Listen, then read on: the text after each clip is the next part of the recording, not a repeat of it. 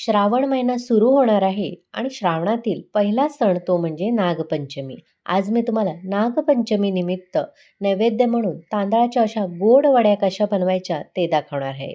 नेहमीप्रमाणेच साधी सोपी रेसिपी आहे आणि विशेष म्हणजे फक्त 3 पदार्थ वापरून आपण ह्या वड्या बनवणार आहोत.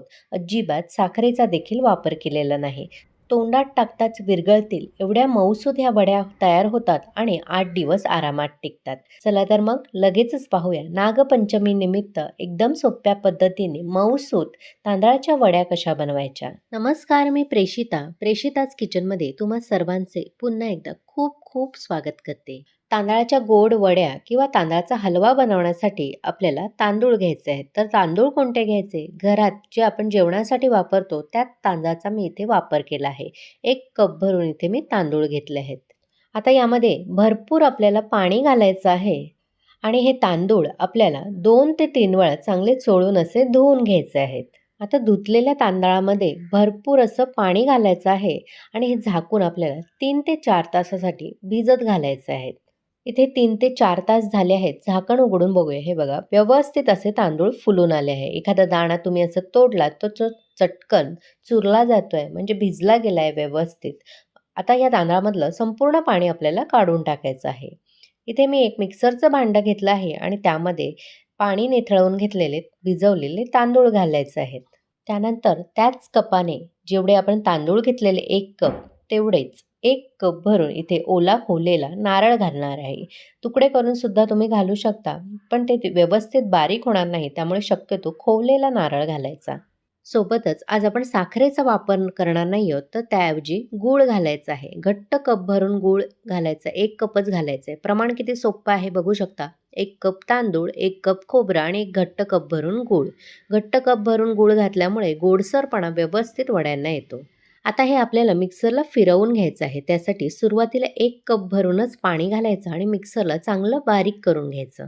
इथे बघू शकता सगळं मिश्रण मी मिक्सरला बारीक वाटून घेतलंय. अगदी हलकंसं जसा बारीक रवा असतो त्या पद्धतीने. आता इथे मी एक पसरट पॅन घेतला आहे आणि त्यामध्ये हे संपूर्ण मिश्रण घालणार आहे. पसरट पॅन ह्यासाठी घ्यायचा की आपल्याला हे शिजवून घ्यायचं आहे आणि ते शिजायला फार वेळ लागत नाही. तुम्ही जर खोलगट कढई किंवा एखादा पॅन घेतलात खोलगट, तर त्यामध्ये शिजायला वेळ लागू शकतो. त्यामुळे शक्य असेल तर पसरट पॅनचाच वापर करा. आता हे तांदूळ चांगले शिजून येण्यासाठी आपल्याला ह्यामध्ये आणखीन पाणी घालण्याची गरज आहे. त्यासाठी मिक्सरच्याच भांड्यामध्ये मी 2 कप पाणी घालणार आहे. सुरुवातीला 1 कप पाणी मिक्सरमध्येच विसळून ह्यामध्ये मिक्स केलं आहे आणि आणखीन 1 कप पाणी मिक्सरमध्ये घालणार आहे. झाकणाला जे काही मिश्रण चिकटलेलं आहे ते सुद्धा विसळून ह्यामध्येच एकजीव करून घेणार आहे. म्हणजेच आत्तापर्यंत एकूण आपण 3 कप पाण्याचा वापर केला आहे.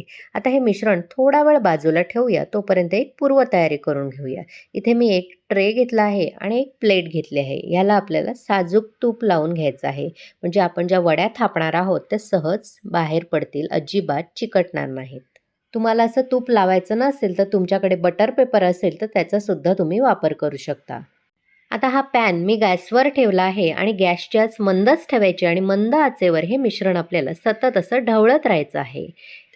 गॅसची आच चुकूनही मोठी ठेवायची नाही, नाहीतर तांदळाच्या मिश्रणाच्या गुठळ्या बनू शकतात आणि त्या मोडायला मग फार त्रास होईल.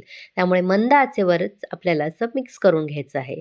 बघू शकता हळूहळू ह्याच्यासुद्धा गुठळ्या तयार व्हायला सुरुवात झाली आहे. तरीसुद्धा अजिबात गॅस मोठा करायचा नाही. मंद आचेवरच सतत असं मिक्स करत राहायचं. मध्ये मध्ये तुम्ही या पळीने अशा गुठळ्या मोडून घेऊ शकता.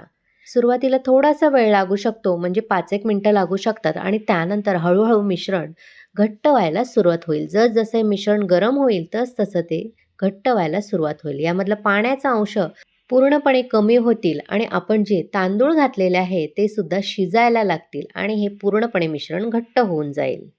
5 मिनिटं सतत मी इथे ढवळत राहिलेले. आता बघू शकता मिश्रणाची कन्सिस्टन्सी किती घट्टपणा आला आहे, म्हणजेच तांदूळ शिजायला सुरुवात झाली आहे. त्यामुळे सतत असं आपल्याला मिक्स करून घ्यायचं. अजिबात हात थांबवायचा नाही, नाहीतर मोठमोठ्या गुठळ्या त्यामध्ये बनू शकतात. आता ह्या स्टेजला आपल्याला अगदी चिमूटभर मी दाखवते एवढंच मीठ घालायचं आहे. सोबतच एक मोठा चमचा भरून साजूक तूप घालायचं आहे. साजूक तुपामुळे या वड्यांची चव वाढली जाते, त्याचप्रमाणे या वड्यांना एक प्रकारची चमक देखील येते. आता हे मिश्रण अजूनही शिजलेलं नाही, त्यामुळे सतत आपल्याला असं मिक्स करत राहायचं आहे मंद गॅसवरच. जोपर्यंत या मिश्रणाचा गोळा तयार होत नाही आणि हे मिश्रण पॅनपासून कडा सुटायला लागत नाहीत, तोपर्यंत आपल्याला हे शिजवून घ्यायचं आहे. पुढच्या एखाद मिनिटातच तुम्ही बघू शकता मिश्रण आणखीन घट्टसर तयार झालं आहे. यामधल्या गुठळ्यासुद्धा कमी झाल्या आहेत. आता ह्या स्टेजला आणखीन 1 चमचा भरून आपल्याला साजूक तूप घालायचं आहे आणि ते सुद्धा व्यवस्थित ह्यामध्ये एकजीव करून घ्यायचं आहे. साजूक तूप एकजीव करून झालं की यामध्ये चवीनुसार अर्धा चमचा वेलची पूड घालायची आहे. आणि आज गुळाचा वापर करून आपण ह्या वड्या बनवतोय, त्यामुळे थोडंसं जायफळ यामध्ये मी किसून घालणार आहे. गूळ आणि जायफळचा स्वाद अप्रतिम लागतो. तुम्हाला जर जायफळ वापरायचं नसेल तर फक्त वेलची पूड घातलीत तरी देखील चालेल.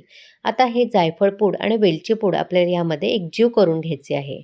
पुढच्या 1-2 मिनिटातच बघू शकता आणखीन मिश्रण दाटसर झालं आहे आणि तव्यापासून ह्याच्या कडा सुटल्या गेल्या आहेत. अजिबात हे तव्याला किंवा पळीला सुद्धा चिकटत नाहीये. असं झालं की लगेचच गॅस बंद करून घ्यायचा आहे. आता जी आपण तूप लावून ठेवलेली प्लेट आणि ट्रे आहे त्यामध्ये हे मिश्रण ओतायचं आहे. अर्धा-अर्धा करून ह्यामध्ये मी मिश्रण घालणार आहे.